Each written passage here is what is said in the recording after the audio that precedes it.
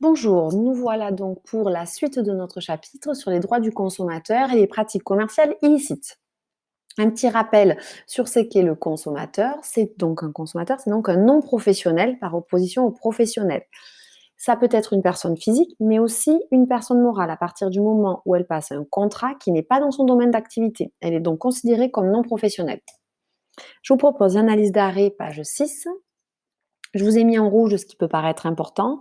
Fond grief à l'arrêt confirmatif attaqué, ça veut dire reproche à l'arrêt confirmatif attaqué, de les avoir déboutés. Donc on vous dit que ici, ça veut dire que la première juridiction, la deuxième juridiction a débouté les époux.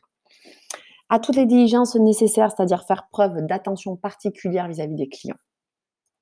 Les faits. Donc vous identifiez bien les parties, l'époux X et la société Offrel.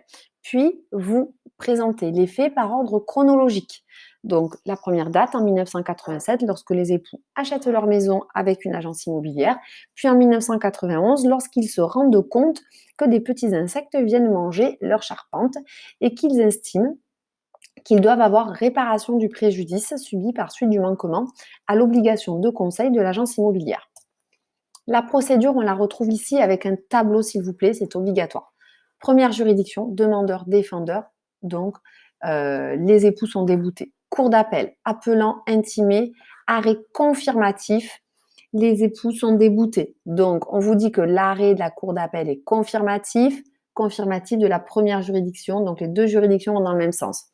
Forcément, ce sont les époux qui forment un pourvoi et regardez la fin de votre arrêt, on vous dit qu'il y a un rejet du pourvoi, ce qui signifie que la Cour de cassation rejette la demande des époux. Les arguments des parties, le principal argument, c'est le manque d'information de l'agence immobilière. Donc ici, j'ai repris les éléments du texte que vous devez fluoter.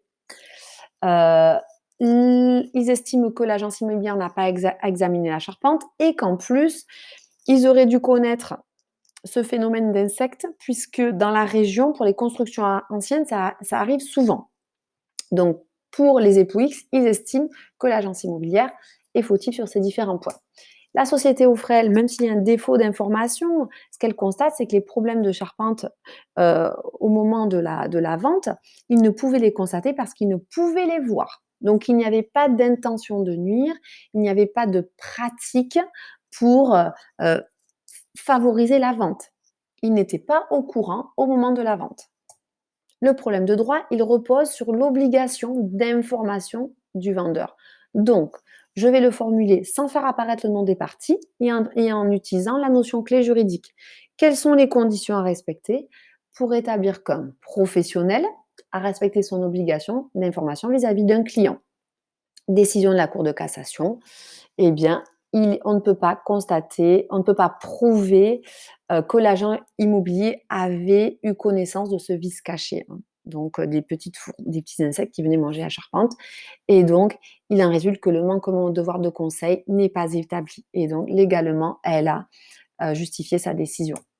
L'obligation d'information du vendeur, elle porte sur le prix, avec l'obligation d'étiqueter le prix, par exemple aussi de faire un devis et de présenter les caractéristiques du produit.